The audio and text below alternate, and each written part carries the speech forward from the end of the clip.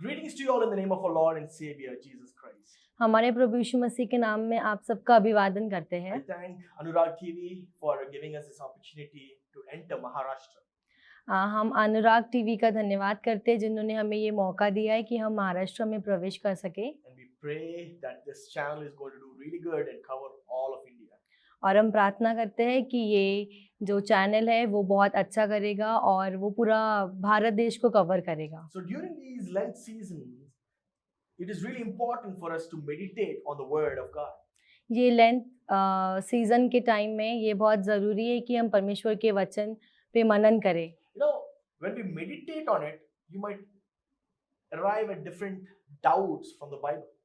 जब हम मनन करते हैं तब आप भिन्न भिन्न विषयों पे आपको एक डाउट आ सकता है।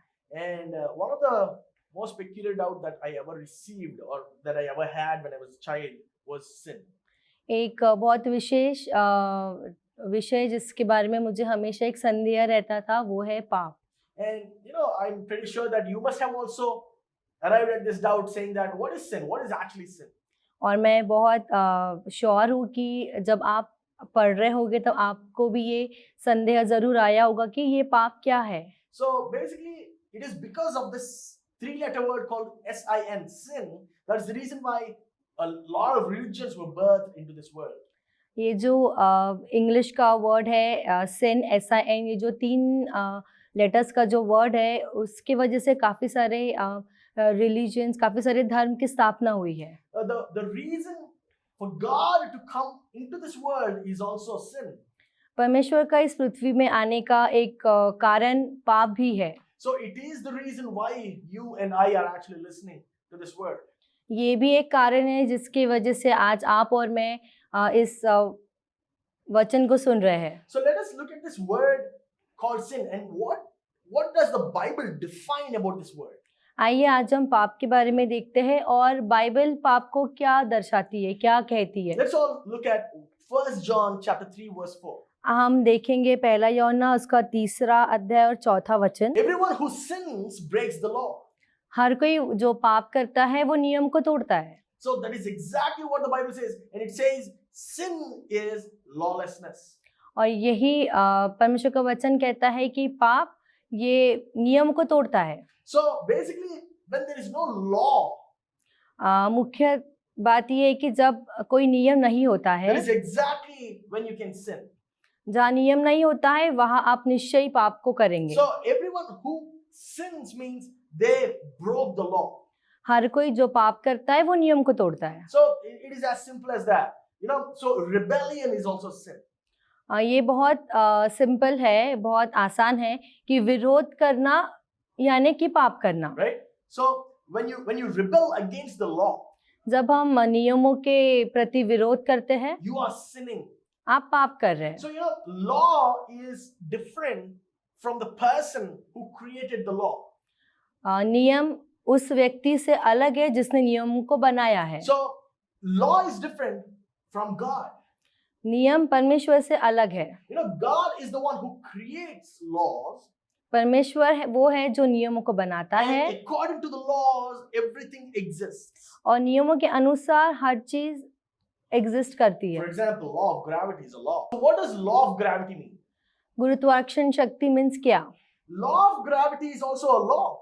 गुरुत्वाकर्षण शक्ति भी एक नियम है। So when you just jump from a building, where do you fall? You land on the earth, जब आप एक बिल्डिंग से कूदते हैं तो आप कहाँ जाते हैं? आप धरती पे आते हैं। right? So in the same way, how the gravity of law is created by God, He also created several other laws. जैसे गुरुत्वाकर्षण शक्ति एक नियम है वैसे ही और भी बहुत सारे नियम परमेश्वर ने बनाए हैं। So when you go against the laws that God has created, that's when you sin. जब आप नियमों के विरुद्ध में जाते हैं जो परमेश्वर ने बनाया है आप पाप करते हैं। And as a matter of fact, God even pronounced the wages of sin. और देखा जाए तो परमेश्वर ने पाप की मजूरी भी बताई है। So you know, when you go against the laws that God has created, जब आप परमेश्वर के बनाए हुए नियम के विरोध में जाते हैं there is a reward that you actually get. एक इनाम है जो आपको मिलता है। So basically everything, every act has a certain reward. वैसा देखा जाए तो हर वो काम जो हम करते हैं हर काम के लिए हमें एक इनाम मिलता है। So you know, every action has a reward. into it. हर एक चीज जो हम करते हैं उसमें हमें एक इनाम मिलता है. So when God said, do not sin, that means do not rebel against what I said. And if you do not rebel, then you will be blessed. और जब परमेश्वर ने कहा है पाप मत करो, इसका मतलब ये है कि नियमों के विरोध में मत जाओ. और जब आप नियमों के विरोध में जाते हैं तो उसके लिए एक इनाम है. Let's all look at Genesis chapter 2 verse 16 and you're going to understand what I'm saying. हम उत्पत्ति उसका दूसरा अध्याय उसका 16वें वचन से देखते हैं. And the Lord God commanded the man, you are free to eat from any tree in the garden, but you must not eat from the tree of knowledge of good and evil, for when you eat from it, you will certainly die. प्रभु परमेश्वर ने मनुष्य को आज्ञा दी, तुम बगीचे के सब पेड़ों के फल निसंकोच खा सकते हो, पर भले और बुरे के ज्ञान के पेड़ का फल न खाना, क्योंकि जिस दिन तुम उसका फल खाओगे तुम अवश्य मर जाओगे. So God has decided and said, if you eat, that means if you rebel against what I said, you are certainly going to die. और परमेश्वर ने पहले ही निश्चय किया है कि अगर आप विरोध करते हैं नियमों का, आप पाप करते हैं तो आप अवश्य मरेंगे. So the reward that I'm going to give if you rebel against the law that I have put is death. और इनाम जो आपको मिलेगा जब आप नियमों के विरुद्ध में जाते हैं वो है मृत्यु. So that is exactly why he says the wages of sin is death. इसलिए परमेश्वर का वचन कहता है कि पाप की मजदूरी मृत्यु है. So death did not come from Satan as most of you believe it. जैसे हम सबको लगता है, पर मृत्यु शैतान की ओर से नहीं आई है. There is a misconception that we have arrived at, and we think that Satan or the devil is so powerful that he can grant us death. ये हमें गलत फहमी है जो हम सोचते हैं कि शैतान इतना शक्तिशाली है कि वो हमें मृत्यु देगा. No, the devil is not at all powerful.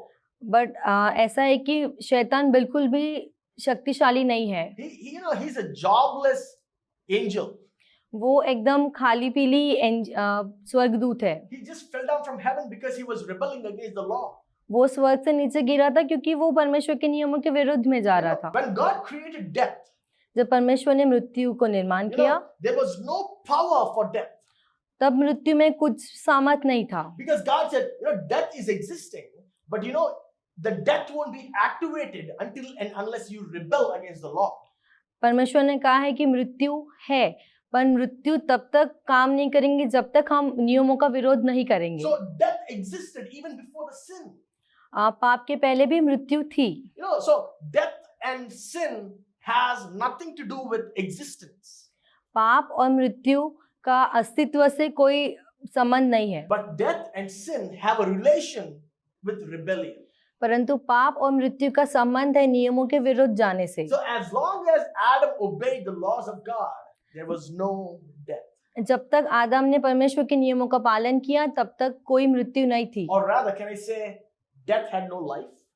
और मैं ये कह सकता हूँ कि मृत्यु में कोई जीवन नहीं थी. Death cannot kill without permission. मृत्यु अनुमति के बिना मार नहीं सकती है. And God is the one who said, if you sin, that's when you're going to die.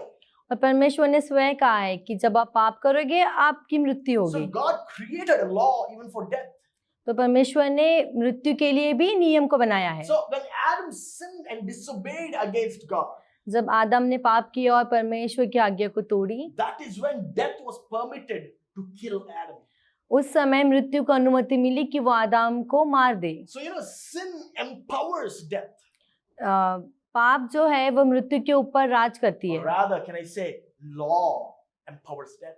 या मैं ये कह सकता हूँ कि नियम मृत्यु के ऊपर राज करती है. So do you know there is a relation between sin, death and rebellion? क्या आप जानते हैं कि पाप, मृत्यु और नियमों के विरुद्ध जाने में एक रिश्ता है? So let me remind you, my dear friends, मैं आपको याद दिलाना चाहता हूँ मेरे प्रियो, death was not created by Satan. मृत्यु को शैतान ने नहीं बनाया है. The devil doesn't have any authority over death. शैतान को मृत्यु के ऊपर कोई अधिकार नहीं है. You need to remember this and you need to speak that with authority when you pray. आपको ये याद रखने की जरूरत है और जब आप प्रार्थना करते हो तो आपको वो अधिकार से बोलने की जरूरत है. You pray with the authority that God has given you. आप अधिकार से प्रार्थना करिए जो परमेश्वर ने आपको दिया है. And when God has given you the authority over life, that means He has given you authority over death. जब परमेश्वर ने आपको जीवन के ऊपर अधिकार दिया है, इसका मतलब ये है कि परमेश्वर ने आपको मृत्यु के ऊपर भी अधिकार दिया है. That is the reason why the Word of God says there is power of life and death in your tongue. इसीलिए परमेश्वर का वचन ये कहता है कि आपके जबान में मृत्यु और जीवन की सामर्थ्य है। You know, you hold the power over death and life. आप मृत्यु और जीवन के ऊपर अधिकार को रखते So हैं। remember this, my dear friends. तो ये याद रखिए मेरे When प्रियो, Adam sinned, जब आदम ने पाप किया that is when he has given permission for death to overtake him. तब आदम ने मृत्यु को ये अनुमति दी कि वो आदम के ऊपर हावी हो। How did he give permission to death? आदम ने कैसे अनुमति दी मृत्यु को? Through sin. पाप के द्वारा। So sin enables death over your life. सो पाप मृत्यु को आपके जीवन के ऊपर अनुमति देती है। Now let's go a little deeper into death for a second. और गहराई में हम जाएंगे मृत्यु के विषय में। So the reason why I'm saying I want to explain a little about death is because you need to understand how death exists.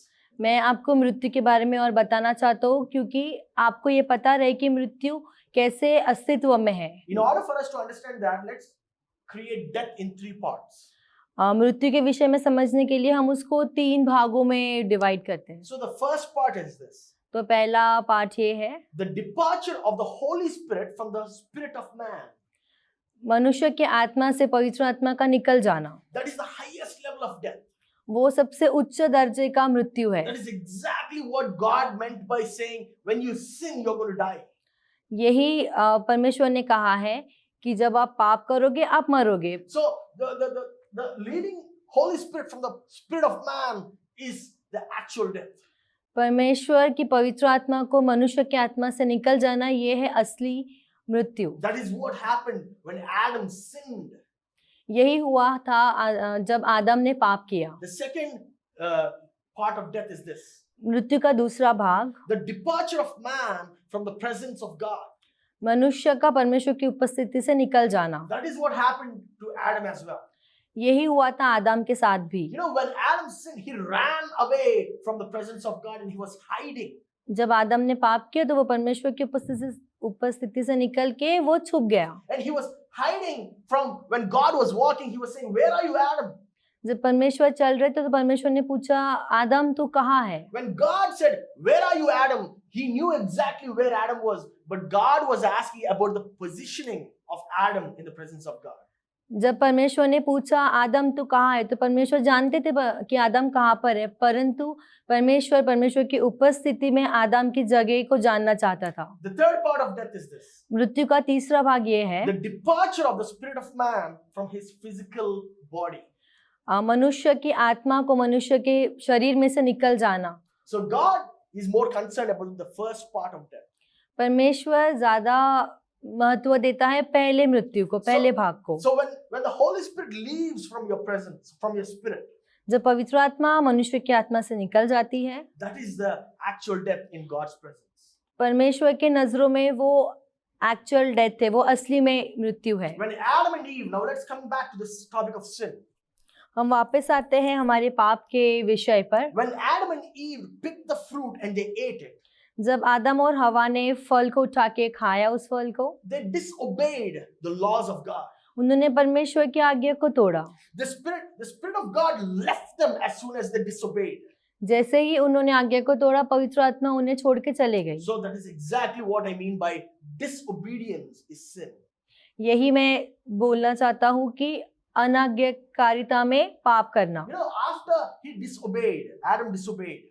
जैसे ही आदम ने आज्ञा को तोड़ा, Adam lived 930 years. आदम 930 साल तक जीवित रहा। After he disobeyed, he was still living physically on planet Earth. शारीरिक रूप में आज्ञा तोड़ने के बाद में भी आदम जीवित रहा। And then later on, he died after 930 years after disobeying God. फिर 930 साल परमेश्वर की आज्ञा तोड़ने के बाद में आदम जीवित रहा। That is the physical death. उसके बाद उसकी शारीरिक मृत्यु हुई। It is not a real death. वो असली मृत्यु नहीं थी।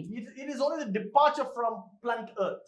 वो सिर्फ इस पृथ्वी पे से निकल जाना था। A man without the Holy Spirit is dead in the eyes of God.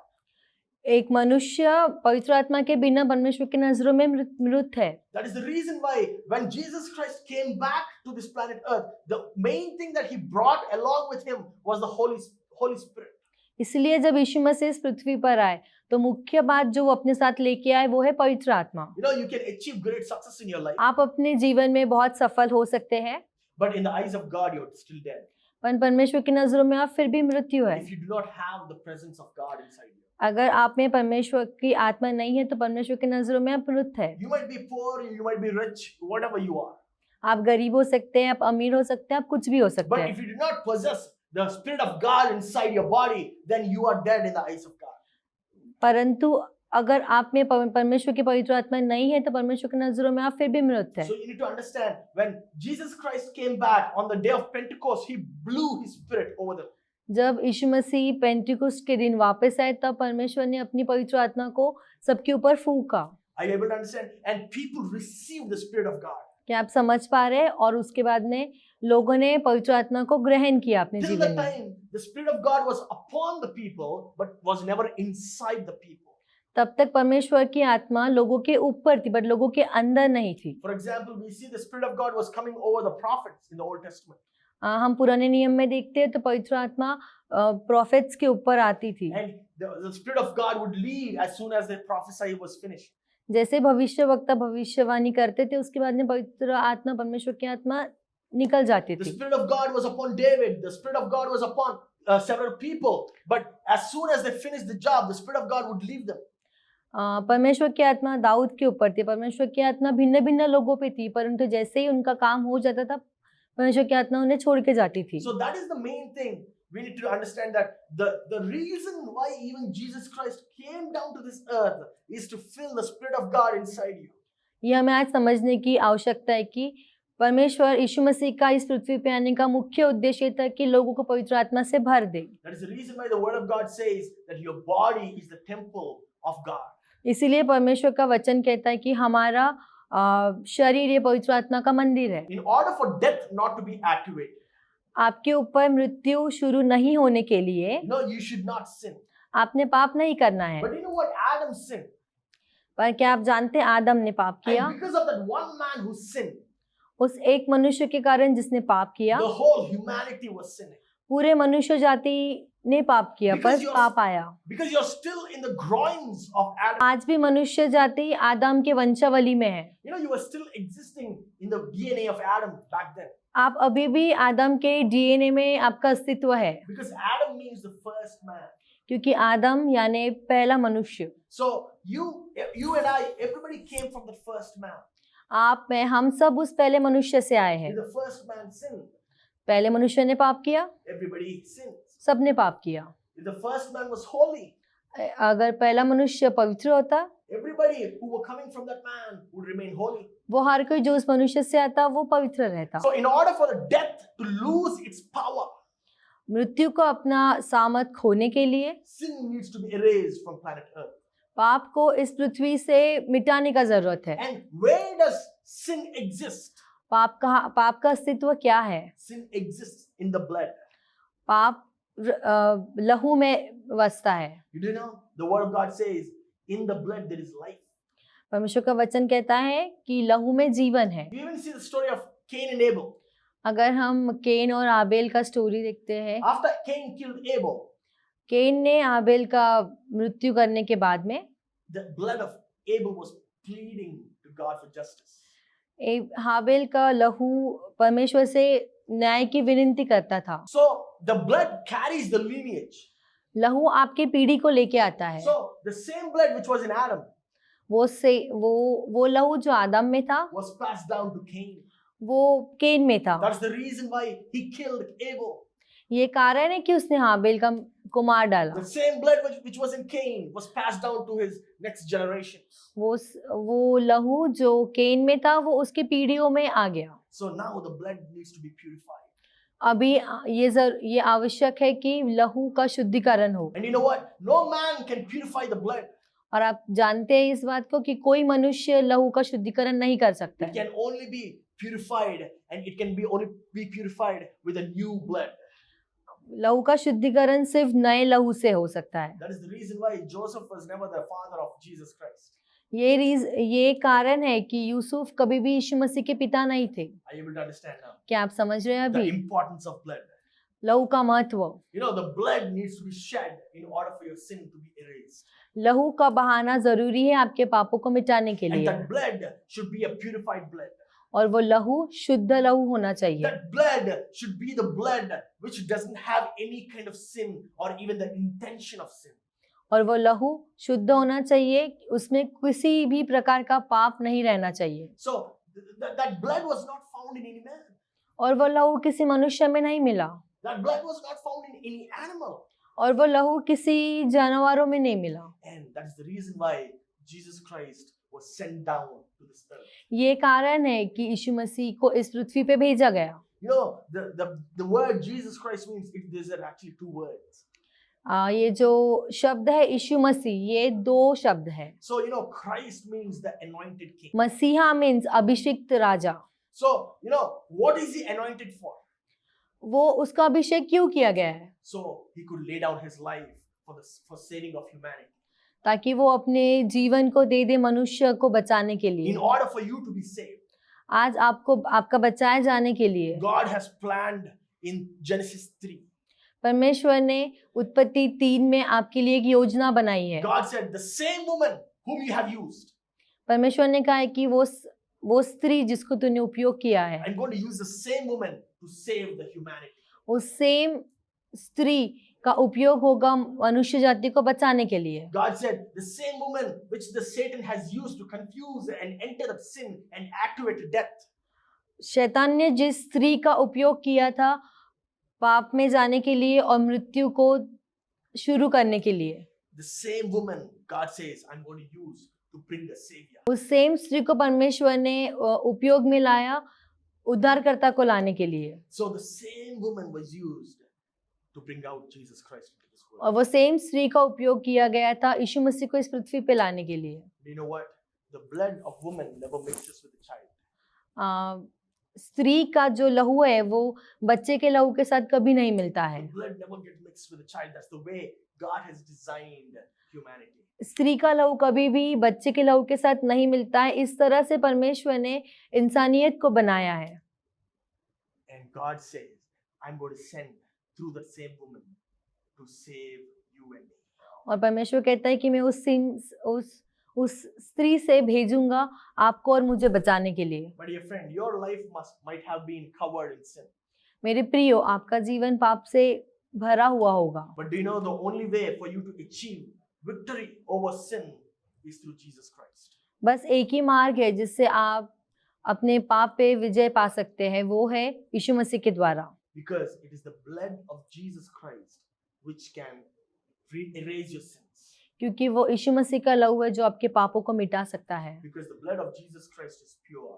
क्योंकि यीशु मसीह का लहू शुद्ध है. The blood of Jesus Christ is holy. यीशु मसीह का लहू पवित्र है. Remember, the opposite of sin is holiness. याद रखिए, पाप का विरुद्धकारी है पवित्रता. Adam rebelled against the laws of God. आदम ने परमेश्वर के नियमों का विरोध किया And Jesus obeyed the laws of God. और यीशु मसीह ने परमेश्वर के नियमों का पालन किया. Adam rebelled against God and he brought curse. आदम ने परमेश्वर के नियमों का विरोध किया और वो अपने जीवन में श्रापों को लेके आया. But Jesus Christ obeyed God and he brought life. और परंतु यीशु मसीह ने परमेश्वर के आज्ञा का पालन किया और अपने जीवन में जीवन को लेके आया. That's the reason why in the Bible we see Jesus saying, I will only do what my Father tells me to do. इसलिए हम पवित्र शास्त्र में देखते हैं यीशु मसीह कहते हैं कि मैं वही करूंगा जो मेरे पिता ने मुझसे कहा है. So this is the first part that we have covered. ये पहला भाग है जो हमने आज कवर किया I है. have explained what is sin. मैंने आपको समझा दिया है आज की पाप क्या है, I have explained what happens when you sin. और मैंने ये बता दिया है कि क्या होता है जब आप पाप करते हैं. I have explained where did death come from. मैंने आपको बता दिया है कि मृत्यु कहाँ से आती है. I have explained it to you as best as possible how death overtakes you. और मैंने आपको अच्छे वे में बता दिया है कि मृत्यु कैसे आपके ऊपर हावी करती है. And I have tried to explain how you can escape death. और मैंने ये भी बताने की कोशिश की है कि आप मृत्यु से कैसे भाग सकते हैं. In the coming episode, आने वाले एपिसोड में I am going to talk about how you can gain victory over death. मैं ये बताने जानने वाला हूँ कि आप कैसे मृत्यु पे विजय पा सकते हैं। And you know this great mystery called death, what is it actually? और ये जो मृत्यु है वो क्या है। So you're going to understand how you can overcome death. और आप ये समझने वाले हो कि आप मृत्यु पे कैसे विजय पा सकते हो। The physical death, God is not worried about that physical death. शारीरिक मृत्यु उसके बारे में परमेश्वर चिंता नहीं करता है। God is much more worried about the spiritual death of your life. परमेश्वर ज्यादा चिंता करता है आपके आत्मिक मृत्यु के बारे में। God doesn't want you to go to hell, my dear brother and sister. परमेश्वर नहीं चाहता है मेरे प्रियो कि आप नरक में जाएं। God wants you to go to heaven. परमेश्वर चाहते हैं कि आप स्वर्ग में जाएं। Or rather, God wants heaven to come down through you.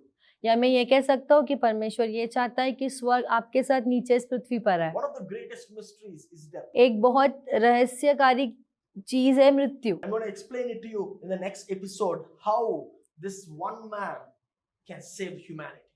मैं आने वाले भागों में आपको ये बताने जा रहा हूँ कि कैसे ये एक मनुष्य पूरी मनुष्य जाति को बचा सकते हैं। The same one man, and his name is Jesus Christ.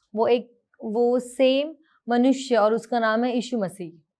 So tune in for the next episode तो ट्यून करें अगले भाग के लिए and be blessed. और आशीष पाए। Thank you. Thank you. God bless you. परमेश्वर आपको आशीष दे।